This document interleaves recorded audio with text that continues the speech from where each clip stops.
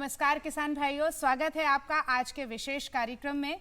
आज हमारा जो विशेष कार्यक्रम है वो केंद्रित है कृषि के बदलाव के 8 वर्ष पर। जी हाँ, कृषि ने बहुत आगे तरक्की की है, आगे काम किया है। हम देखते हैं कि हमारा जो भारत देश है वो कृषि प्रधान देश है। बिल्कुल, नील क्रांति हो, हमारी दुग्ध क्रांति हो, हमारी हरित क्रांति हो, इससे आगे बढ़ते हुए आज हम जैविक खेती और प्राकृतिक खेती की ओर अग्रसर हो चुके हैं। मध्य प्रदेश की अगर हम बात करें तो कृषि कर्मण अवार्ड जैसे पुरस्कारों से हमारे मध्य प्रदेश को सम्मानित किया गया है और इसकी सारा श्रेय जाता है वो जाता है हमारे मध्य प्रदेश के किसानों को, जिन्होंने नए नए आधुनिक तरीकों से अपने आप को आगे बढ़ाया है, स्टार्टअप किया है और आगे बदलते चले गए हैं। उत्पादन बढ़ा है, लाभ बढ़ा है और व्यवसाय एक अच्छी तरह से उन्नत तरीके से आगे बढ़ा है। और इन्हीं सब विषयों पे बात करने के लिए हमारे साथ बहुत सारे हमारे किसान हमारे साथ में हैं, जो विदिशा से आए हैं, सिहोरा से आए हैं, सीहोर से हैं और हमारे फंदा जिलों से भी हैं। मतलब हमारे यहाँ सब लोग यहाँ पर बैठे हुए हैं और हमारे साथ विशेषज्ञ के तौर पर उपस्थित हैं डॉक्टर विजय अग्रवाल, वैज्ञानिक उद्यानिकी हैं और हम इनका स्वागत करते हैं। सर, बहुत बहुत स्वागत है आपका। सर, हमारा जो प्रदेश है निरंतर आगे बढ़ा है, निरंतर आगे काम कर रहा है और अगर हम पिछले 8 वर्षों को देखते हैं तो किस तरह के बदलाव आपने कृषि के क्षेत्रों में देखे, क्या दृष्टि में आप देखते हैं? देखिए, जैसा कि आपने बोला कि विगत 8 वर्षों की बात करें तो हमारा जो प्रदेश है भारत में एक अग्रणी राज्य कहलाता है, अग्रणी प्रदेश कहलाता है, जो कृषि के क्षेत्र में बहुत नित नए आयाम खड़े कर रहा है। चाहे दलहनों की बात करते हैं, चाहे तिलहन की बात करते हैं। और इस समय चूंकि एक समय होता था कि हम उत्पादन भी अच्छे से नहीं कर पाते थे अपनी ज़रूरतों का, और आज हमारा प्रदेश इतना ज़्यादा उत्पादन करता है कि अधिशेष है हम दूसरे राज्यों में भेजते हैं, दूसरे प्रदेश के साथ साथ दूसरे देशों में भी हमारे इधर से जाता है जी। इसका सारा श्रेय हमारे किसान भाइयों को जाता है। हमारे किसान भाई नई तकनीक, जो पिछले 8 वर्षों में जो तकनीकें आई हैं, जो कृषि क्षेत्र में अनुसंधान के द्वारा बदलाव हुआ, उसको हमारे किसानों ने बिल्कुल अंगीकृत किया हुआ है। अगर हम बात करते हैं तो इसमें सबसे पहली बात आती है कि हमारा जो सिंचित रकबा है, क्योंकि भारत सरकार की और प्रदेश सरकार की कई सारी योजनाएं हैं, जो हमारा सिंचित क्षेत्र है उसमें बहुत सारा बदलाव आया है। जब सिंचाई के साधन उपलब्ध होते हैं तो निश्चित रूप से जो फसल होती है उसमें विविधीकरण होता है। तो हमारा जो उत्पादन बढ़ने का और किसानों की आय बढ़ने का सबसे बड़ा कारण जो हमारी समझ में है कि विविधीकरण बहुत हुआ है। किसान जो अपनी प्रमुख फसलें थी उनके साथ साथ उद्यानिकी फसलों की तरफ, औषधीय फसलों की तरफ भी जा रहे हैं। आज हम देखते हैं कि प्रदेश में पिछले 8 सालों में उद्यानिकी फसलें और जो औषधि फसलें विशेषकर, उसमें नंबर 1 का स्थान भी हासिल किया है। बिल्कुल, बिल्कुल। और इसके साथ साथ जो तकनीकी बदलाव इस समय आए हैं, चाहे वो किस्मों की बात करें तो आज एक समय हुआ करता था जब हम ज़्यादा उत्पादन पे ध्यान देते थे, लेकिन आज के समय में हम गुणवत्ता पे ध्यान देते हैं। बहुत सारी अनुसंधान से ऐसी किस्में आई हैं जिनकी गुणवत्ता अच्छी है और जिनकी बाजार में मांग बहुत अच्छी है। तो एक किसानों ने उसे स्वीकार किया, उसे अपनाया। दूसरा, तकनीकी क्षेत्र की अगर बात करते हैं तो यंत्रीकरण ने बहुत बड़ा बदलाव लिया है। पहले एक समय होता था कि हम लोग ट्रैक्टर पे ही ज़्यादा निर्भर हुआ करते थे कृषि के क्षेत्र में। आजकल बहुत सारे आधुनिक जो यंत्र हैं, चाहे वो रोटावेटर की बात करते हैं, वेजिटेबल ट्रांसप्लांटर की बात करते हैं, या फिर हमारा जो सोयाबीन को बोने का जो नया तरीका है, रेस प्लांटर वगैरह, ये सब चीज़ों के आने से भी कृषि में बहुत बदलाव आए। और आज अगर वर्तमान में आप देखते हैं तो ड्रोन जैसी पद्धति भी हमारे किसान बहुत तेजी से अपना रहे हैं। तो इस तरह से कहना चाहिए। और इसके बाद अभी कुछ ही समय में आप देखते हैं भारत सरकार का एक बहुत अच्छा इनिशिएटिव रहा है कि जो उर्वरक है उनका नियंत्रित उपयोग करने के लिए आप देखते हैं कि घुलनशील अवस्था में नैनो यूरिया जैसी भी चीजें आई हैं, जो हमारे बिल्कुल नीम लेपित यूरिया, नैनो यूरिया। तो ये बदलाव है कहीं ना कहीं जो हमारे किसान उसको स्वीकार कर रहे हैं और उससे अपने प्रदेश की और साथ में स्वयं की भी आमदनी को बढ़ा रहे हैं। बिल्कुल, बहुत अच्छी बात आपने बताई। बिल्कुल सही कह रहे हैं कि हमारे जो किसान हैं उन्होंने तकनीकों को अपनाया है, फिर वो चाहे यंत्रीकरण की बात हो, चाहे वो प्रोसेसिंग यूनिट्स की बात हो। हम इन किसानों की जो कहना चाहिए उन्नति की गाथा है, हम उन्हीं के मुंह से सुनना चाहते हैं, उनकी सफलता की कहानी उन्हीं की जुबानी सुनना चाहेंगे। तो क्यों ना हम अपने किसानों से भी बातचीत करना शुरू करते हैं। तो कहते हैं कि और महिला उद्यमी तो सबसे पहली ही बात होती है, तो हम क्यों ना शुरुआत करते हैं महिलाओं में। हमारे साथ मनीषा जी बैठी हुई हैं और आप अपने बारे में कुछ बताइए मनीषा जी, और अपनी कहानी आप खुद साझा कीजिए। बताइए कहाँ से आई हैं आप? जी, मैं मनीषा वर्मा हूँ, खेड़ी से, और किसान हूँ, किसानी करती हूँ। वो जैविक खाद आद बनाती हूँ मैं। जी जी और हम लोग अपने खेत में भी डालते हैं जी और पैकिंग करके मार्केट में भी उतारते हैं। जी। आपने बताया कि आप जैविक खाद बनाती हैं। जी। किस तरह आप जैविक खाद बनाते हैं? हम लोग जैसे हम लोगों ने ईंट का पीढ़ बनाया है, जी उसमें हम गोबर डाल देते हैं। जी। गोबर डालने के बाद हम केचुआ डालते हैं उसमें। केचुआ डालने के बाद हम लोगों ने एक नई टेक्निक अपनाई है, उसमें हम लोग छाछ लेते हैं, उसमें 5 किलो बेसन लेते हैं अच्छा और वही बेसन हम लोग उसमें घोल के अच्छा और उसमें डाल देते हैं। अच्छा, तो वो एक तो- जैविक खाद बन जाती है। हाँ, फिर उसको 1-1.5 महीने में हम लोग निकाल लेते हैं। बिल्कुल बिल्कुल। प्रोसेसिंग यूनिट पे भी आप काम कर रही हैं, उसके जी। बारे में बताएं आप।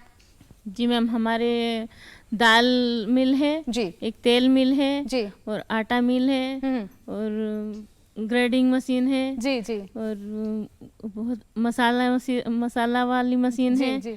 तो हम लोग अभी मसाला सब बना के और बेचते हैं। बिल्कुल। कितनी महिलाएं आपसे जुड़ी हुई हैं मनीषा अभी जी? तो फिलहाल 500 महिलाएं, पुरुष और महिलाएं करके 500 है। 500 लोग जुड़े हुए हाँ। हैं। आप कितने समय से ये कार्य कर रहे हैं? अभी 3 साल हुए हैं। 3 साल हुए हैं। जी। क्या बदलाव देख रहे हैं आप? 3 साल पहले जब आप कुछ नहीं कर रहे थे और अब आपने करना शुरू किया है, क्या बदलाव देख रहे हैं? पहले तो जैसे हमारी खेती में बहुत कम अनाज होते थे। अच्छा 1 एकड़ में जैसे कि 5 कुंटल 6 कुंटल से ज़्यादा नहीं होते थे। अच्छा, और अभी फिलहाल तो 32 कुंटल होते हैं। क्या बात है। हैप्पी सीडर से बोनी होती है, तो जैसे 3 बार बखर चलती है, फिर डूलते हैं, फिर बोते हैं, तो ज़्यादा लागत लगती थी उसमें। अभी हम लोग एक बार में ही बोनी हो जाती है, बखर भी नहीं चलाते उसमें। क्या बात है। तो हमारी दीदी से हमें ये पता चला कि जब इन्होंने यंत्रों का इस्तेमाल किया तो वो चीजें हमें और अच्छे तरीके से मिलने लगी। प्रोसेसिंग यूनिट का काम करती हैं, साथ में इन्होंने जैविक खेती के लिए भी आगे काम किया है। बहुत अच्छी बात है। हम जानना चाहेंगे हमारी मधुमक्खी पालन की अगर हम बात करना चाहेंगे तो हमारे साथ एक हमारे युवा किसान है रघुवंशी जी, प्रवीण जी। आपने एक स्टार्टअप तैयार किया है, आप उस पर काम कर रहे हैं, मधुमक्खी पालन आप कर रहे हैं, उसके बारे में आप अपने हमारे किसान भाइयों से बताएं। जी नमस्कार, मेरा नाम प्रवीण रघुवंशी है, जैसा कि मैडम ने बताया, और विगत में 5 सालों से मधुमक्खी पालन पे काम कर रहा हूँ। हमारे भारत में लोग मधुमक्खी पालन करते हैं, शहद उत्पादन करते हैं, पर हमारे जो कंज्यूमर जो होते हैं, वो उनको जब शहद खरीदते हैं तो उनको एक शक रहता है कि भाई ये शहद प्योर है या नहीं, ये ओरिजिनल है या नहीं। तो हम लोगों ने सचेस हाइव मतलब जैसा छत्ता मधुमक्खियाँ जैसे शहद बनाती है और वो अपने छत्ते में पूरा भरती है, फिर वो हमने कॉम का कॉम हमारे कंज्यूमर तक अवेलेबल करा रहे हैं। बिल्कुल प्रवीण जी, जैसा कि आपने बहुत अच्छी बात बताई कि आप सीधे ही हमारे जो उपभोक्ता हैं उन तक आपने शहद पहुंचाने के लिए एक नया स्टार्टअप शुरू किया। बिल्कुल सही लगता है हमें कि हम कैसे काम करेंगे, कैसे हमारी चीज़ें जाएंगी। डॉक्टर साहब, हम आपसे जानना चाहेंगे कि इस तरीके से जो स्टार्टअप हुए हैं इससे हमारी कृषि में और कितने क्या बदलाव आए हैं? देखिए, कृषि में बदलाव के लिए बहुत ज़रूरी है कि हम युवाओं को इसमें जोड़ें, बिल्कुल, है ना। और आज के समय में अगर देखते हैं कि पूरे भारत में और पूरे विश्व में नए आविष्कार हो रहे हैं, तो ऐसे ही हमारे युवा जो सोच रखते हैं कि आज के कंज्यूमर की क्या डिमांड है, तो कंज्यूमर आधारित खेती के लिए स्टार्टअप की बहुत ज़्यादा ज़रूरत है। तो ऐसे ही युवा जो सामने आ रहे हैं और नई नई चीज़ों को लेकर आ रहे हैं कंज्यूमर की डिमांड के हिसाब से, तो निश्चित रूप से ये कृषि में बहुत अहम बदलाव की शुरुआती दौर चल रहा है। बिल्कुल। तो आपने बहुत अच्छी बात ये भी कही है कि हमारे जो युवा हैं वो स्टार्टअप के माध्यम से उपभोक्ता की पसंद को समझ रहे हैं और आगे काम कर रहे हैं। हम जानना चाहेंगे राहुल सर आपसे कि गेहूं की खेती पर आपने एक बहुत अच्छा काम किया है, बहुत अच्छी तरीके से आपने उन्नत तरीके से खेती की है, इसके बारे में हमारे किसान भाइयों से साझा कीजिए। मैं राहुल देव बासल, ग्राम मिंडई, जिला विदिशा से हूँ। मैंने विगत 10-12 साल से बहुत कम पानी में अच्छा उत्पादन गेहूं का कैसे लें उसको वो कर 40% पानी यूज करता हूँ स्प्रिंकलर के द्वारा जी। और उसमें हाई यील्ड वैरायटी लेकर और अच्छा उत्पादन लगातार ले रहा हूँ। उसमें आधुनिक कृषि यंत्रों का भी उपयोग कर रहा हूँ और उससे ब्रीडर सीड और फाउंडेशन सीड सोइंग करने के बाद मैं अपने कृषकों को आसपास के बहुत उचित दाम में बहुत उच्च क्वालिटी का बीज भी उपलब्ध कराता हूँ तो मेरे लिए भी बीज उपलब्ध हो जाता है और मेरे से जुड़े हुए जो कृषक हैं उनको भी उच्च क्वालिटी का बीज आराम से उपलब्ध हो जाता है। बिल्कुल सही बात आपने बताई है कि जब एक स्व प्रेरणा होती है कि हमें किस तरह अपने काम को आगे बढ़ाना है, हमारी जो कमी है, हमारी जो कमजोरी, उसको आपने ताकत बनाया, उसका समाधान निकाला और आज आप बहुत अच्छी तरीके से गेहूं की पद्धति कर रहे हैं, गेहूं की खेती कर रहे हैं और उत्पादन कर रहे हैं। मैं जानना चाहूंगी आपसे सर कि किस तरह आपने उद्यानिकी में कार्य, सब्जी में आपने काम किया है, तो आप अपने बारे में हमारे किसान भाइयों को बताएं। जी बहन, प्रेम सिंह कुशवाहा है, पोस्ट हाँसुआ, जिला विदिशा। हाँ बहन जी, मतलब हमने भाई चरस चलाए हैं, पहले चरस से किसानी करी है, कछुआरे मछुआरे। सुबह से मतलब धीरे धीरे लाइट आ गई, सब कछुआरे होने लगे। जी बिल्कुल बताएं। तो अब अभी सब्जी के लिए अब अगर हम बात करें आपको कि आपने किस तरह सब्जी में कैसे आपने उन्नतशीलता अपनाई? जी समय के हिसाब से करता साहब। जी चलिए, आपने बहुत अच्छी बात बताई कि समय के हिसाब से वो परिवर्तन लाए हैं। हम आपसे जानना चाहेंगे विजय जी, हम जिस तरह देख रहे हैं कि जो पुरानी पद्धतियां थी उसको धीरे धीरे लोग आधुनिक में बदलते जा रहे हैं, इससे हमारे किसानों के लिए और क्या बदलाव आए हैं? देखिए, जब हम आधुनिकता की तरफ जाते हैं और नए बदलाव की तरफ जाते हैं तो एक चीज़ होती है कि कहीं ना कहीं हमारे किसान कुछ समय पहले जब तकनीकी नहीं आती है तो कृषि से दूर जाते हैं, विशेषकर युवा। तो जब नई तकनीक आती है तो खेती भी एक उद्योग का दर्जा आज के समय में हमारे प्रदेश के किसानों को मिला है। तो कहीं ना कहीं हमारे किसान उससे जुड़े रहते हैं और जुड़े जब ही रह सकते हैं जब उसमें हमें अच्छा उत्पादन मिले, अच्छी उत्पादकता मिले, बाजार सुनिश्चित हो और कहीं ना कहीं हम उद्योग के रूप में खाद्य प्रसंस्करण जैसी, क्योंकि प्रदेश में उत्पादन बहुत ज़्यादा होता है, लेकिन उत्पादन का अच्छा मूल्य जब ही मिलता है जब हम प्रसंस्करण की तरफ जाएं। आज भी हम देखते हैं कि हम जो भी चीजें होती है बाजार से प्रसंस्कृत रूप में लेकर आते हैं, चाहे गेहूं से आटा, चाहे दाल से बेसन की बात हम करते हैं, धनिए मसाले जितने भी होते हैं सारे प्रसंस्कृत होते हैं। एक समय होता था कि घर में हम तैयार करते थे, लेकिन अभी इस समय नहीं होता है। तो हमारे किसान भाई धीरे धीरे करके हमारे युवा इस क्षेत्र में आ रहे हैं और भारत सरकार की और केंद्र सरकार और राज्य सरकार की भी कोशिश है कि हम प्रसंस्करण की तरफ अपने किसानों को लेके जाएं। और आज के समय में हम देखते हैं कि कृषि विज्ञान केंद्र, हमारे जो राज्य के कृषि विभाग हुए, उद्यानिकी विभाग हुए, कृषि विश्वविद्यालय हुए, ये किसानों से निरंतर सतत संपर्क में हैं, चाहे मोबाइल के माध्यम से हो, चाहे हम आज जिस संचार माध्यम के रूप में जुड़े हुए हैं किसानों के साथ। तो किसानों के पास कहीं ना कहीं नई तकनीक जा रही है, वैज्ञानिक और विशेषज्ञ किसानों के द्वार जा रहे हैं, जिससे किसानों को एक सुविधा हो रही है और विश्वास पैदा हो रहा है कि हम ये चीज कर सकते हैं। कृषि वैज्ञानिकों में और किसानों के बीच तालमेल बन रहा है। बिल्कुल, अगर इस तालमेल का ये एक अच्छा परिणाम है कि हमारे जो किसान हैं वो उन्नति कर रहे हैं। हम आगे भी चर्चा जारी रखेंगे, लेकिन फिलहाल अभी हम लेते हैं एक छोटा सा अंतराल।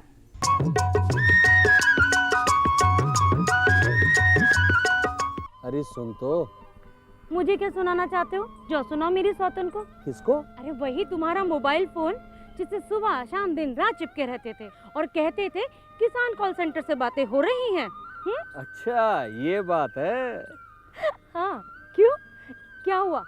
अब बात नहीं होती क्या? अब तो झट से बात हो जाती है। संबंधी समस्याओं का अपनी भाषा में तुरंत हल पाने के लिए पूरे भारत में किसी भी फोन से हेल्पलाइन नंबर पर संपर्क करें। किसानों का दोस्त किसान कॉल सेंटर।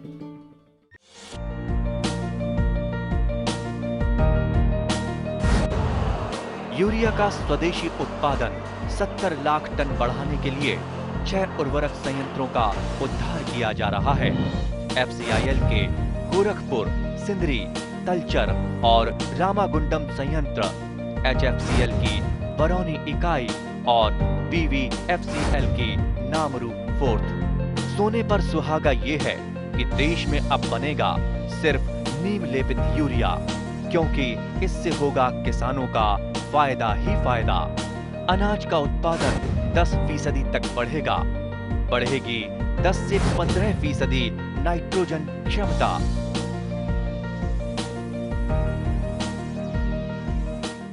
हम यहाँ पर राहुल जी, हम आपसे बात करना चाहेंगे। राहुल परमार आप हैं, आपने फिश हेचरी का काम आपने सीहोर ज़िले मालवा क्षेत्र में किया हुआ है। आपको ये स्टार्टअप करने की कैसे आपको प्रेरणा मिली, इसके बारे में हमारे किसान भाइयों को बताइए जरा। नमस्ते, मेरा नाम राहुल परमार है और मैं ग्राम हीरापुर, जिला सीहोर, मध्य प्रदेश का निवासी हूँ। मैम, जैसे आपने सवाल पूछा कि इस तरीके का स्टार्टअप करने की किस तरीके से प्रेरणा मिली? असल में स्टार्टअप बिजनेस है और बिजनेस डिमांड एंड सप्लाई पे चलता है।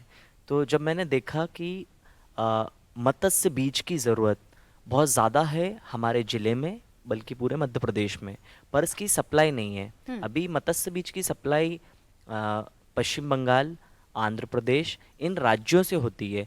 अब चूंकि ये लाइव स्टॉक है तो इसको ट्रेबल करने में इसकी मोर्टेलिटी बहुत ज़्यादा होती है। तो हमारे किसान भाइयों को मछली पालन के लिए अच्छी गुणवत्ता के मत्स्य बीज उपलब्धता में बहुत दिक्कत होती है। तो इस चीज़ को देखा, ऑब्जर्व करा और तब जाके हमने हमारे जिले के कृषि वैज्ञानिक, मत्स्य विभाग अधिकारी वर्ग से संपर्क करके circular Chinese fish hatchery unit की स्थापना की। सर, जैसे कि अभी राहुल जी ने बताया, एक नया स्टार्टअप, कृषि के नए नए आयाम है। केवल एक खेत में बीज बोना, उसको काटना और उसको बाजार तक पहुंचाना ही नहीं, इसकी कई सारे नए आयाम हैं। जिस तरह राहुल ने एक नया स्टार्टअप को बनाया, मनीषा जी ने एक नया प्रोसेसिंग यूनिट डाला, तो ये जो बदलाव आया है किसानों के अंदर, इसके बारे में आप क्या कहना चाहते हैं? देखिए, क्या होता है कि वैसे भी हम बोलते हैं कि खेती पूरा मौसम पर आधारित होती है, और जब हम एकीकृत फसल प्रणाली पे जाते हैं, एकीकृत कृषि प्रणाली पे जाते हैं, कि जहाँ पर सारी हमारी क्योंकि आज देखिए भारत सरकार भी बोलती है, हमारे माननीय प्रधानमंत्री जी भी बोलते हैं कि हमें आत्मनिर्भर और स्वावलंबन कृषि की तरफ जाना चाहिए।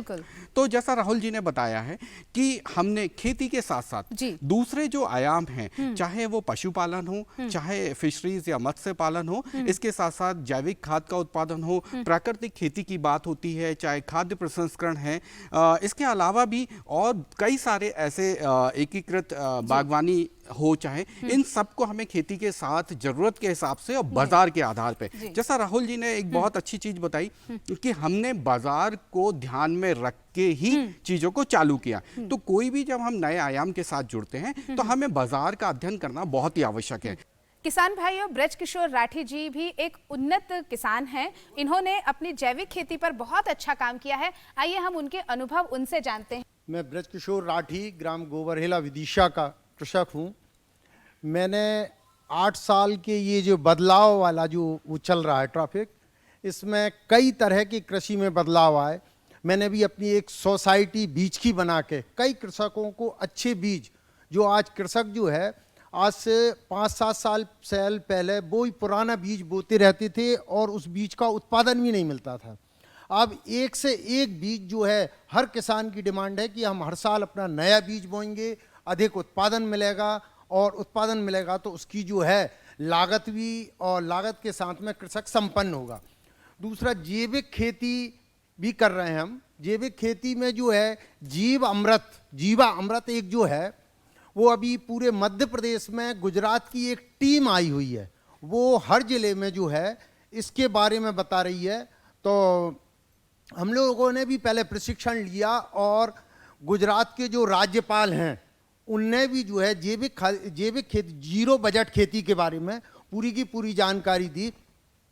तो जीव अमृत एक जो है अपना वो है गौमूत्र, 10 किलो आपका गौमूत्र, 10 किलो गोबर, 1 किलो बेसन और 1 किलो गोड़, और बरिया का पेड़ या नीम के पेड़ के नीचे की आधा किलो मिट्टी, 180 लीटर पानी में आप इसको जो है डाल के, और एक दिन में हर बार जो इसे हिलाते रहेंगे, उसके ऊपर जो है एक सफेद कवर सा आ जाता है। वो कवर धीरे धीरे बैठ जाता है और उसे जो है आप 15 से 20 दिन बाद जो है हर पौधे की उम्र के साथ, चाहे सब्जी में ले लो आप, फसल, गेहूं, चना, किसी भी चीज में जो है आप उसका उपयोग करेंगे तो उससे सबसे ज्यादा जो है कैंचुओं की संख्या बढ़ेगी जमीन में। और जब कैंचुओं की संख्या बढ़ेगी तो हमें जो है ना तो ये डीएपी डालना पड़ेगा, और हमारी भूमि जो है वो इतनी उपजाऊ हो जाती है कि जो है उसमें आपका कोई चीज की और अच्छा उत्पादन मिलेगा। साथ में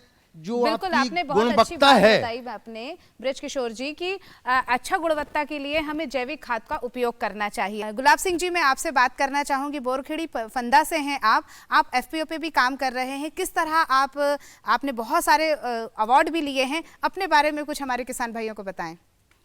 मेरा नाम गुलाब सिंह मेवाड़ा है, ग्राम बोरखेड़ी, जिला भोपाल का किसान हूँ। मैं 2003 से जैविक खेती कर रहा हूं और मेरा एक ही नारा है कि आओ बनाए मध्य प्रदेश को जैविक राज। उसमें मैं बहुत काम करता हूं। अभी 70 गांव में महिलाओं को, आजीविका वाली को मैंने सिखाया है कि किस प्रकार से जीवामृत बनाना, केचुआ खाद बनाना, अमृत पानी बनाना, बेस्ट डिकम्पोजर बनाना, इस पे काम कर रहा हूँ। और इसी को मैंने जोड़ के अभी एक मैंने जो एपीओ बनाया उसमें मेरे पास 606 300 महिला है, 300 किसान है। उनको जैविक खेती कराना और उनकी आय दुगनी करना, जैसे हमारे आदरणीय मोदी जी का एक सपना था कि किसान की आय बढ़े, तो उसी के लिए मैंने हमारे आदरणीय मोदी जी का एक कस्टम हायरिंग लिया था 2019 में। उसमें कोरोना काल में किसान को बहुत फायदा हुआ क्योंकि उसमें पूरे कृषि यंत्र थे ताकि किसान को बाहर जाना नहीं पड़ा। उसके बाद में खेती के कृषि यंत्र के बाद में मैंने 2019 में लेने के बाद में अभी 2022 में प्रोसेसिंग सेंटर लिया है। प्रोसेसिंग सेंटर में ऑयल मिल, दाल मिल, फ्लोर मिल, राइस मिल का काम चल रहा है। उसमें मैंने अधिकतर जो आजीविका वाली महिला है उनको जोड़ के काम करा रहा हूँ ताकि हमारी महिला किसी के साथ न झुके और न उनको किसी प्रकार की परेशानी आए और अपना पैसा खुद कमाए। तो इसी प्रकार मैंने एक मेरा वही नारा था कि कचरा से कंचन, उस पर भी मैं काम करता हूं ताकि हमारा मध्य प्रदेश जैविक राज बने। और मेरा एपीओ में बहुत अच्छा काम है। उसके बाद में मैंने अवार्ड तो खैर वो लिए ही, उसके बाद में मैंने जितने भी हमारे कृषक महिलाएं उनको पीजीएस से दिल्ली से जो सर्टिफिकेट वो दिवाया है, उसके द्वारा हमने दानिश कुंज में एक सब्जी का स्टॉल भी लगाया है। और अभी हमारे गांव में भिंडी, लौकी, गिल की सभी जैविक हो रही और सभी पूरी बाजार में आती। कम से कम हमारे यहाँ से। बहुत अच्छी बात है, बहुत अच्छी बात आपने बताई कि जैविक खेती को इन्होंने आगे बढ़ावा दिया है और इसमें साथ में महिलाओं को जोड़ा है, आत्मनिर्भरता की तरफ उन्हें आगे बढ़ाया है। मैं बात करना चाहूंगी वनी सिंह दांगी जी पे, जो ग्राम सेमरा से आए हुए हैं। जैविक खेती और प्राकृतिक खेती पर आप काम कर रहे हैं, अपने बारे में कुछ बताएं। जी किसान भाइयों नमस्कार, मैं वनी सिंह दांगी, ग्राम पोस्ट सेमरा दांगी, जिला सीहोर का रहने वाला हूं और पिछले 7-8 वर्षों से मैं जैविक खेती पर काम कर रहा हूं। साथियों, जब हमने देखा कि आज पंजाब के अंदर एक विशेष ट्रेन चलाई जा रही है और जिस ट्रेन का नाम कैनफर ट्रेन के रूप में जाना जाता है, तो वो दिन दूर नहीं कि वो हमारे वही दिन हमारे मालवा में भी आ जाए।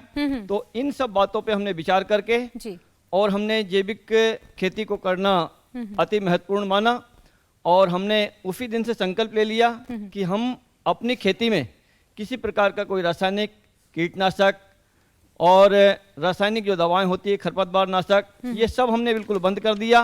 और आज पूर्णतः मेरे पास 9 एकड़ जमीन है और पूरी 9 के 9 ही एकड़ हमने जो है प्राकृतिक तरीके से खेती करना प्रारंभ कर दिया।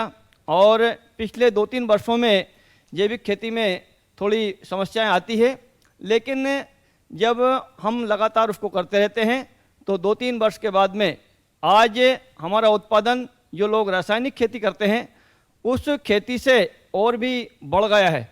तो मैं सभी किसान साथियों को ये संदेश देना चाहता हूँ कि वो भी हमारी तरह जैविक खेती पे आएँ, क्योंकि जैविक खेती करना ही, अगर हमें खेती को अगर बचाना है तो हमें जैविक खेती करना पड़ेगी। बिल्कुल, आपने सही बात कही आपने कि अगर हमें अपनी भूमि को बचाना है, वसुंधरा को बचाना है, तो जैविक खेती की ओर जाना पड़ेगा, खेती भी करना पड़ेगा। हम आपसे बात करना चाहेंगे सर कि हमारे जिस तरह से किसान हैं वो जागरूक हैं, ना केवल फ़ायदा लेना चाहते हैं लेकिन हमारी पीढ़ी के लिए कुछ संजो के रखना चाहते हैं। तो जैसे कि हमारे बीच में वंदना बैठी हुई हैं, एक बच्ची हैं, हम इनसे बात करते हैं सर, फिर अपन आगे बात करेंगे। वंदना, हम आपसे पूछना चाहेंगे कि आप किस तरह से अपने आप को देखती हैं कि कृषि में आगे बढ़ पाएंगी आप? जी नमस्ते, मेरा नाम वंदना केलवा है।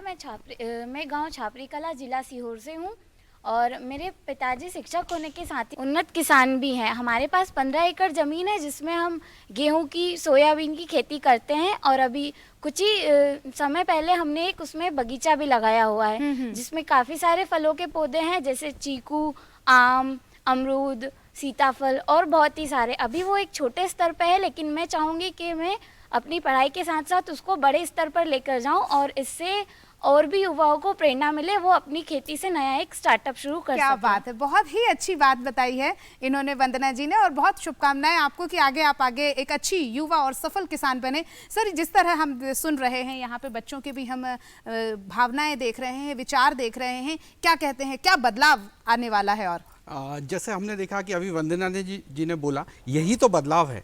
8 सालों में हमने यही बदलाव देखे हैं कि एक समय था कि हमारा युवा खेती नहीं करना चाहता था और खेती से दूर बैठ जाते थे। आज वंदना है, राहुल है और भी हमारे साथ युवा साथी बैठे हुए हैं, ये खेती में आ रहे हैं और साथ में खेती में आ रहे हैं और नई तकनीकों को अपना रहे हैं। ये एक बहुत बड़ा बदलाव है, क्योंकि नई तकनीक से ही आज उत्पादन संभव है, नई तकनीक से ही हम दूसरे बाजारों में जा सकते हैं। तो निश्चित रूप से आज हम कह सकते हैं कि आज हम बहुत बड़े बदलाव की ओर है और हमारे किसान इसको अपना भी रहे हैं। बिल्कुल सर, आपने बहुत अच्छी जानकारी हमें बताई है और जिस तरह हमने अपने किसानों से बात करी, इससे समझ में आता है कि हमारे जो आने वाला वक्त है वो और भी उन्नत होगा, और भी प्रगतिशील होगा और उज्जवल होगा हमारे किसानों के लिए, और आगे बढ़कर हमारे जो किसान हैं वो और भी अच्छे तरीके से खेती को लाभ का व्यवसाय बना पाएंगे। आप हमारे स्टूडियो में आए, इसके लिए आपका बहुत बहुत धन्यवाद। तो हमारे किसान भाइयों ने हमसे इतनी अच्छी जानकारी से साथ बात करी, उनके अनुभव हमने सुने, उनके हमने सुझाव जो है वो भी सुने और उनकी संघर्ष की कहानी उन्हीं की जुबानी सुनी। तो सबको हमारा नमस्कार, और इस कार्यक्रम को हम यहीं लेते हैं विराम और हमें दीजिए अनुमति। नमस्कार।